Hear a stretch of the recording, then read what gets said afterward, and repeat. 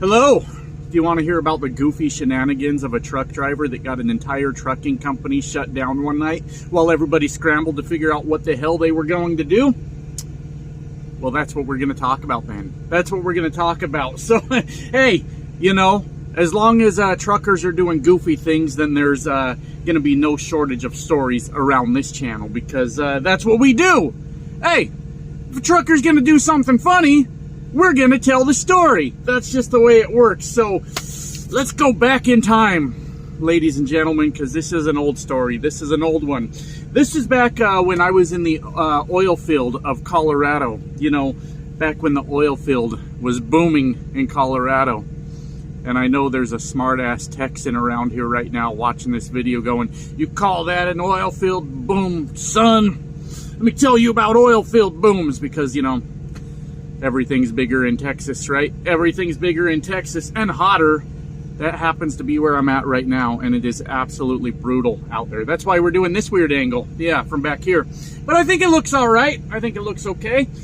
Anyways, yeah, being proud of how big your oil field is. Have you ever heard people be proud of how big the mountains are where they're from? Like, they're like, we were out in Kentucky, and they tried to take us to the mountains. They call those mountains? They call those mountains? Have they ever seen the Rocky Mountains? Yeah, you ever seen a person be proud of a mountain that they had nothing to do with being there? That's the same as the Texan right now that's watching this video going, that ain't no oil boom, Colorado boy, or whatever they say. I imagine that's what they say. I don't know. I tried to listen, but I couldn't fucking understand them.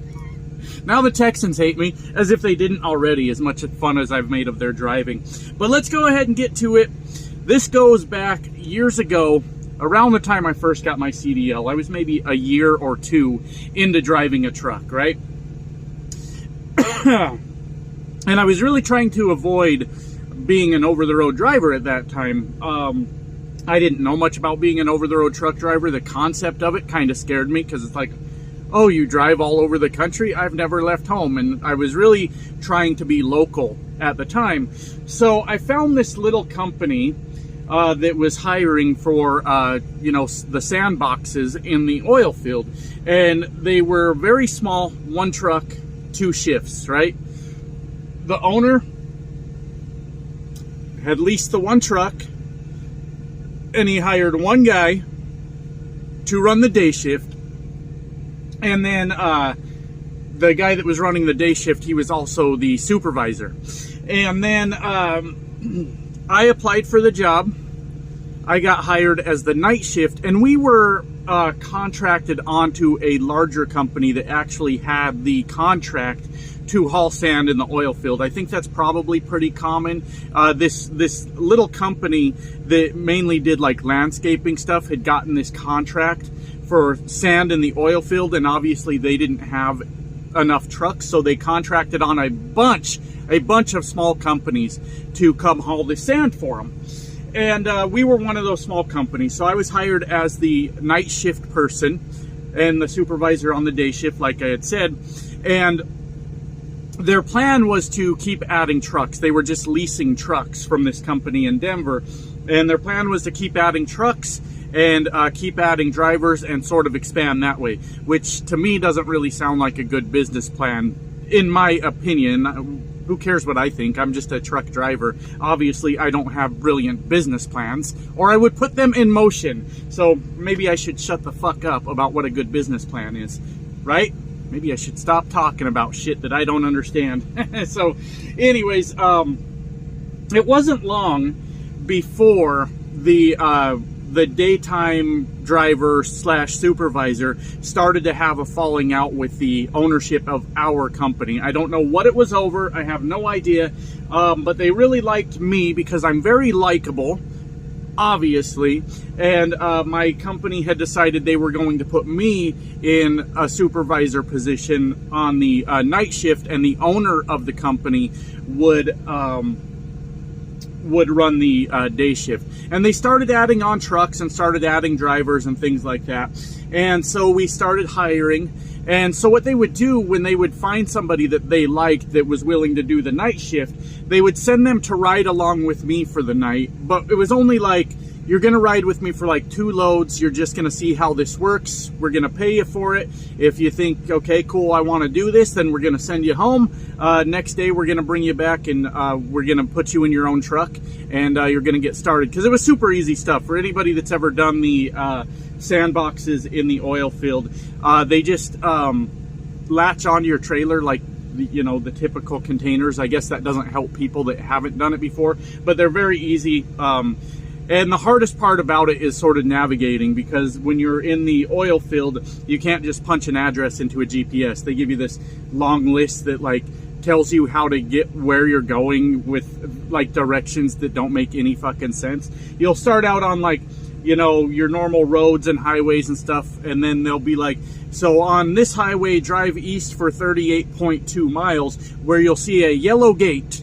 That's it. You're a yellow gate. That's the only thing out there. When you get to the yellow gate, make a right and go 1.2 miles to where there's a fork in the road and a water tank, and then go left. And it's really easy to get lost in the oil field if you've never been to those places. And that's really the hardest part, is the navigation part of it. Anyways, the first night the guy's riding with me, I'm like, we're going to just do the 2 loads, right? And that's it. And then I'll send you home. So he's telling me about how he just moved here from Alaska. The dude was just a weird fucking guy in general, but he just moved to Colorado from Alaska because his last job fell through on him. And I was like, oh, okay, what were you doing up in Alaska? Right? A normal thing to ask, right? And he says, oh, well, I was responsible for starting the EDM scene in Alaska. And I was like, the EDM scene, for those you that don't know, electronic dance music, right? Rave type stuff, right? Just weird shit. Furries. I think there's furries involved. I'm not really sure. But he started the EDM scene in Alaska. Huh, who would have thought that business model was going to fall through? That's weird. But he's telling me about that. He started the EDM scene in Alaska, to which I looked over with the smirk on my face and I said, man, that's weird. And he seems intrigued. He's like, why does this guy think it's weird? And I said, because I started the gangster rap scene in Omaha. Yeah, I did. And he didn't think it was near as funny as I did, but I was mocking him, let's say. What do you mean you started the EDM scene in Alaska? Okay. So he starts naming off famous DJs. What I mean to say is people that nobody knows who the fuck they are. Apparently there's famous DJs out there. I don't know. But he's like telling me, I got this guy's phone number, I got this guy's phone number, all this stuff. And he's like, do you know Deadmau5? And I'm like, actually, yeah, I've actually heard of Deadmau5. And he's like, yeah, I got his phone number right here. And he's like, I can prove it. And he opens up his phone and he scrolls to a phone number that says Deadmau5. And there's a phone number there. He absolutely has a phone number.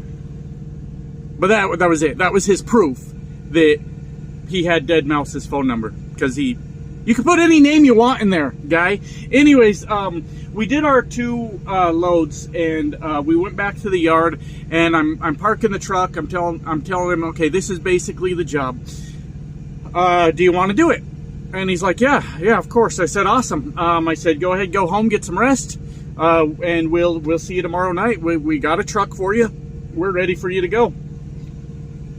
And he says, can I just hang out with you for the rest of the night? And I said, no, I have to work, man. I gotta go back. I gotta do more. And he goes, oh, I know, but like, you're a pretty cool guy. Can I just hang out like with you for the night? And I said, like in the truck? And he says, yeah. And I said, no. And he goes, why not? I said, well, mainly because this is a brand new company. We're paying you for your time to be here, but the owners don't want to just pay a whole night for a very easy job for you to be here. So you did the 2 loads. You understand the job for the most part. I mean, we'll help you as we go. And that's all we needed. You're free to go. And he's like, oh, I don't need to be paid. I said, you want to just hang out in the truck with me for the rest of the night? And he says, yeah. And I said, no, I don't think we're going to do that. And he says, why? So I'm trying to think of why. Shit, I didn't think he was going to ask that. Fuck. So I'm like, I don't know, maybe like an insurance or like liability issue, because the owners aren't going to pay you to be here voluntarily after I just said you are free to go home. They're not going to pay you to stay here all night. But what if something happens and you get hurt getting out of the truck, or something, the oil field explodes and your charred remains lay all over the place? Like, I think it's probably a liability issue at this point. So yeah, go ahead and call it a night. And he's like, are you sure? And I was like, yeah, I'm positive. It took about 5 or 6 rounds of us going back and forth before I finally got him out of the truck. And you know what I did? I called the owner and said, I don't really like him much. And they said, why? I said, well, because I was trying to send him home, and he kept insisting on hanging out with me for the rest of the night. And the owner's like, well, you're a cool guy. I'm like, yeah, that's what he said too. You both agree that I'm a cool guy. But no, I just thought it was weird. And he's like, oh, it's fine. He's a truck driver. He can do the job. Because that's not a lot of what trucking is. Do you have a CDL and a pulse? Fuck yeah, we got a job. Oh, sorry about that. Video got cut off. I got one of those alerts on my phone again. That seems to be happening quite often these days. So video just got screwed up. And anyways, they ended up hiring him. I don't know what you guys caught of that. And he comes in for his first night, and immediately I noticed something about him. He's one of those truck drivers that just likes to give himself busy work, right? Like, he's always kind of nitpicking everything just to... I don't know what the point is. Maybe we got a driver like that here in the comments, but he was just constantly like nitpicking things, and that was going on all the time. I'll give a couple examples. One day, he was doing a pre-trip on his truck, walking around, and he comes and gets me. He's like, hey Josh, I need to show you something with my truck that we might want to address. And I'm like, okay, cool. So I'm walking over there with him, and we're walking around. He's got his lights flashing, and we get to one of the turn signals on the truck. And he's like, you see this light? And I said, yeah. He goes, don't you think we should get it fixed? And I said, what do you mean? Your flashers are on right now, and it's flashing. It seems to be serving its function. And he goes, well, no, it is right now. It's working right now. But if it doesn't, if it stops working and DOT sees that, then, you know, I'm going to get a ticket. And I said, yeah, you're probably right. If that light does stop working and DOT happens to see it out in the middle of the oil field, in the middle of the night, yeah, they might say something about it. And he's like, yeah, that's what I'm saying. Don't you think we should fix it? And I said, but it's working. And he goes, yeah, but before it becomes a problem, don't you think we should address it? And I said, what do you want from me right now? Do you want me to have a light that's working replaced? And he said, well, yeah, before it becomes an issue. I was like, what? No, I'm not. Get on with your day. I said, I'm not having a light that's working fixed. And he's like, okay, I mean, if you don't want to do like preventative maintenance and fix problems before they're a problem, I guess that's okay too. Thought I was coming to work for a company that took care of their equipment, but I guess not. I guess not. And I'm like, what the fuck is this guy talking about? He wanted me to fix the light that was working. In the event that it were to stop working in the future. Well, a couple days go by, and that light stops working. It's up there in the front, in the headlight. The whole thing, the whole assembly's not working. He's like, I told you that light was going to be a problem. So I'm like, oh yeah, you know, sometimes with these trucks bouncing around on these dirt roads, these connections can come loose, right? So we open up the hood, I tighten up that connection. The light starts working. To this day, I wonder if he just undid that connection just a little bit to prove a point. But he was always doing weird shit like that. There was another time where we were on a scale, right? We had switched to pneumatic trailers by then. I don't know what happened, but we were doing pneumatic. And he was on a scale, his truck was turned off, and he had set his brakes, and he went inside and he was doing his paperwork for that load. I pulled up behind him, and he was going to get in his truck, and he's like, hey Josh, can you come check out something on my truck? And I was like, yeah, sure. So we're walking around his truck, and he's like leaning into it. And he's like, do you hear that? And I was like, do I hear what? And he's like, there's an electrical problem on this truck. And I said, what? And he says, no, if you listen close, you can hear the wires arcing. And this is a real fire hazard for me. And I'm like, I don't understand what you're saying. And he says, can't you hear? Listen, get in close and listen. Josh, can't you hear what's happening? And I'm getting in close and listening, and I'm like, you set your brakes, right? And he goes, well, yeah, of course I did. I said, trailer brakes too? And he goes, yeah. And I'm listening some more. I said, the sound you're hearing is your trailer settling. You set your trailer brakes, lowers those airbags. That's the sound you're hearing right now. And he goes, so you're not going to fix my electrical issue then? I said, nope, I'm sure not, because you're not having one. He goes, okay, well, if this truck burns down then, you know, I guess I'll have quite the lawsuit against this company, won't I? And I said, you might. I don't know. I'm not really sure. I'm not a lawyer. I'm not sure what you'll have, if I'm being honest with you. And he says, okay, well, I guess I'll just go drive the truck. If you don't care, I don't care. I said, cool, yeah, I don't fucking care. Awesome. It is so hot here. I'm like pouring sweat. Jesus. Got the AC running too. Anyways, I wanted to tell those stories just so you would understand what an absolute fucking weirdo this guy was. Like, he was constantly on about things that weren't a problem. And he started the EDM scene, and he wanted to hang out with me all night. He was just such a fucking weirdo, this guy. Just fucking weird. Anyways, one night, he caused an entire trucking company to cease operations, just halt all operations while we figure out what in tarnation is going on out here. And I'll tell you why. One night I'm just driving my truck down the road, being the amazing supervisor that I was. We had about 5 or 6 drivers on each shift at that point. My phone was ringing all the damn time. This driver was having a problem with this, and this driver was having a problem with that. I kind of enjoyed it. But what I learned about truck drivers when you're in a supervisor position is they just want your attention all the time. So they will call you and tell you about a problem constantly, nonstop. And you find out that most of these problems are just like non-issues, or like, hey, if you used a little fucking brain power, you could figure out a solution to this. Like, it was just constant stupidity all the fucking time. But this guy was the king of doing absolute stupid shit. Just absolute stupid shit. So we're all running out to this pad or whatever you call it. It's been a long time since I've been in the oil field now. We're all running out to this location, let's say. I don't fucking know what they call it. It's been years. It's been nearly 10 years since I've been in the oil field now. It's getting up there. Let's say 8. Let's say 8. But it's been a while. And we're, for anybody that knows Colorado, we're going south on Highway 85, right?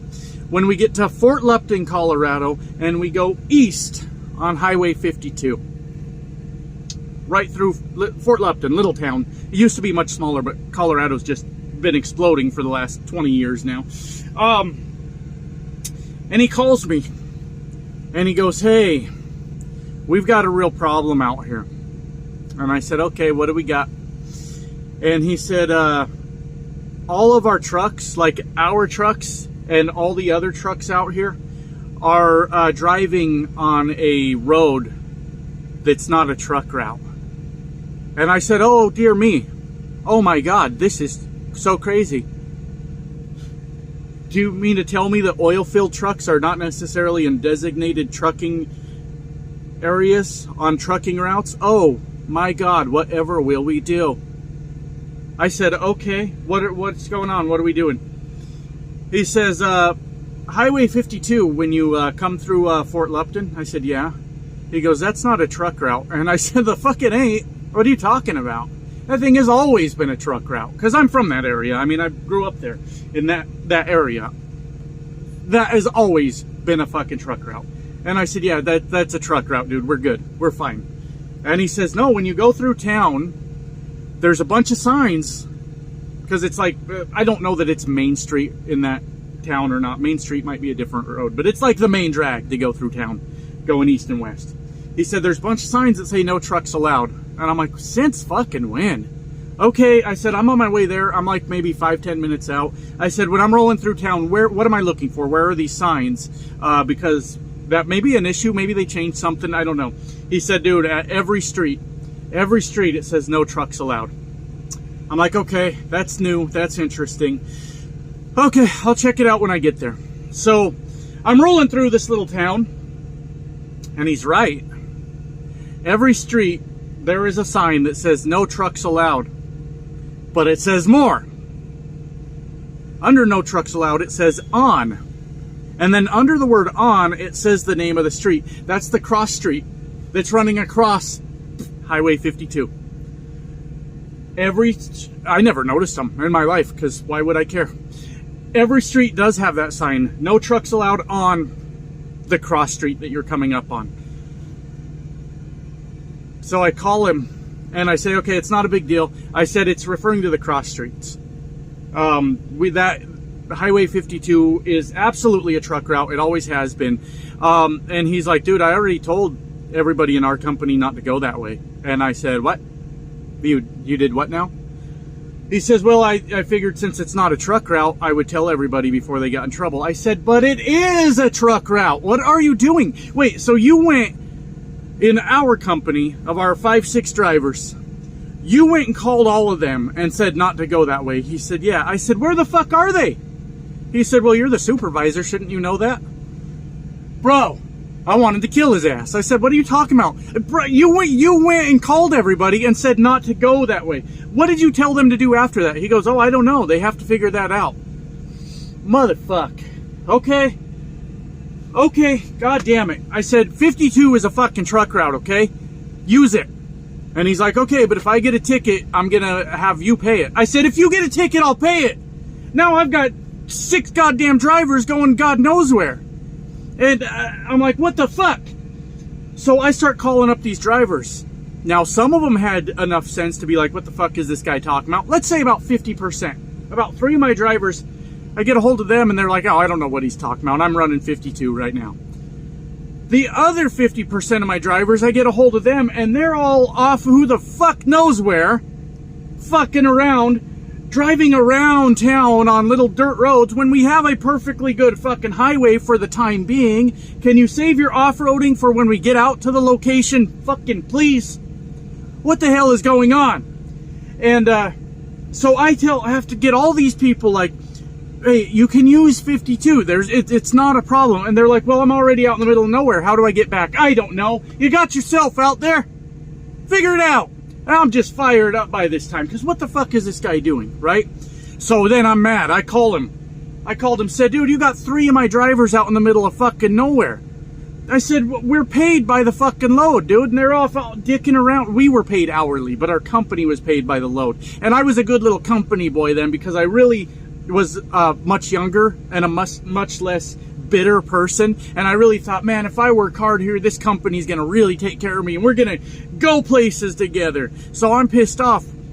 This company's paid by load and you got motherfuckers all over the place. I said, do not do this shit again.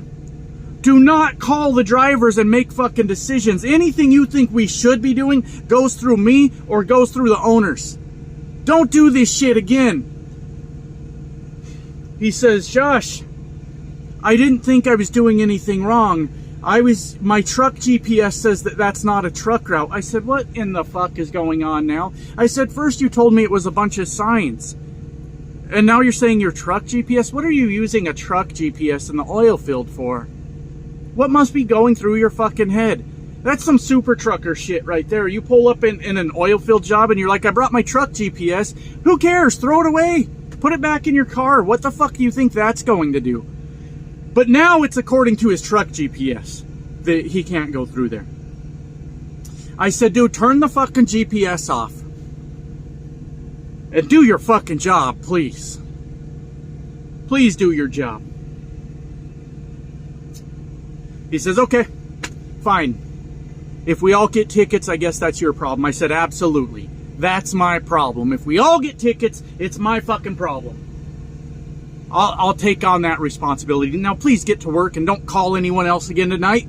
Just mind your fucking business. It's like, okay, fine. I get about a half hour apiece. Half hour of silence. My phone rings. It's the actual company that we're contracted onto, and not their dispatch line. The owners calling me. It's like 2, 3 in the morning right now. Why the fuck are the owners of this company calling me? So I answer the phone. Hello? And it's one of the owners of the company we're contracted to. I made that clear, right? And he goes, Josh, what in the fuck is going on out there? I said, I don't know. What's going on? And he said, we've got all our trucks parked on the damn side of the road right now, trying to figure out what the fuck we need to do to avoid getting tickets. And I said, what are you talking about? He says, well, your driver called up to the office, said that he got pulled over driving on Highway 52 in Fort Lupton. Cop gave him a warning, said, hey, if you're going to be driving out here, we're going to give you a ticket. To which my driver tells the cop, oh, my supervisor said I could drive. Keep in mind, there's no cop.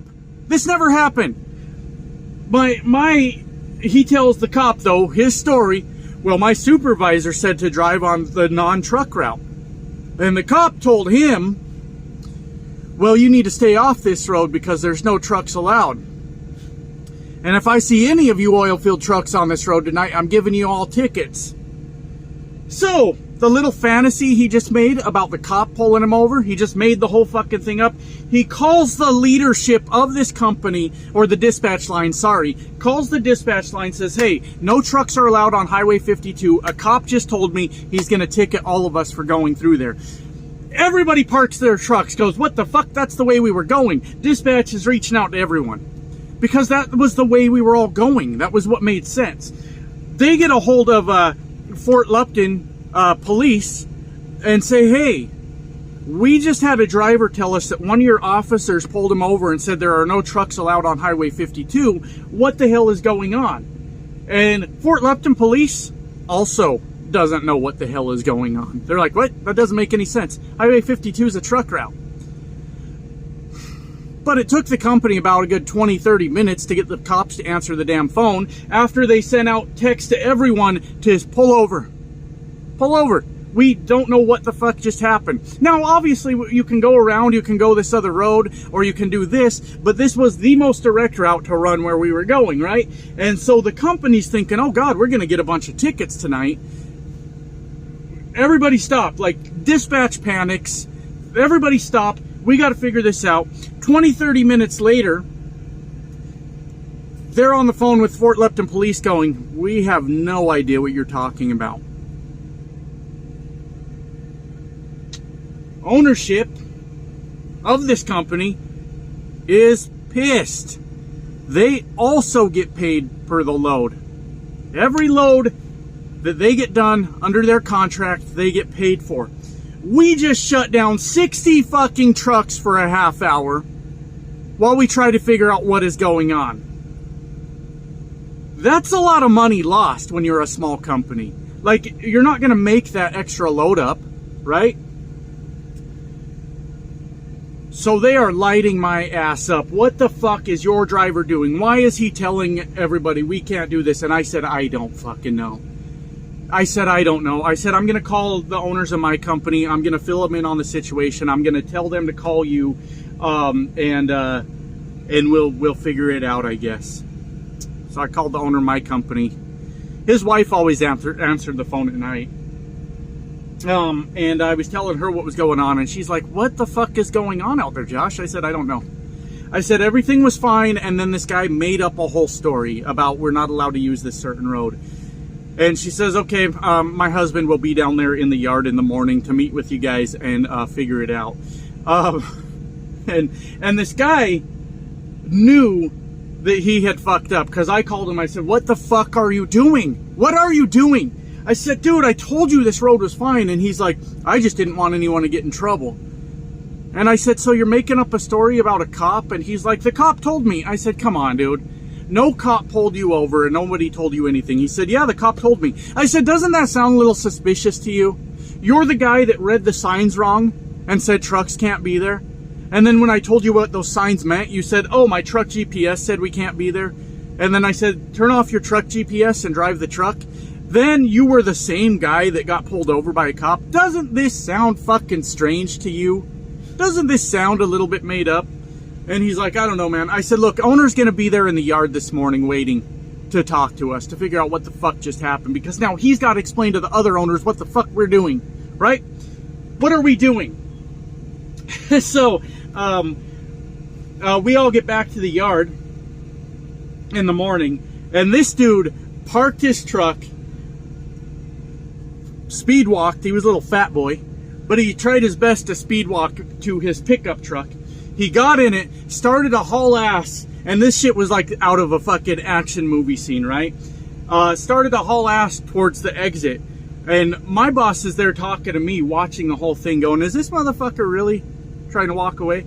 He gets in his truck, starts to haul ass out, his pickup, this other guy, and my boss goes, fuck no, and he fucking just steps on it on his pickup, hauling ass across the yard, like does like this power slide in front of the dude, 180, and fucking hits his brakes, and he's fucking flying out of his pickup truck. He's and stopped in front of this guy, and he's hauling ass out of his pickup truck, and he's just fucking screaming at him. You can hear him from all the way across the yard. And that's the part that pissed him off, was that the guy just tried to drive away and not take any responsibility for what had happened.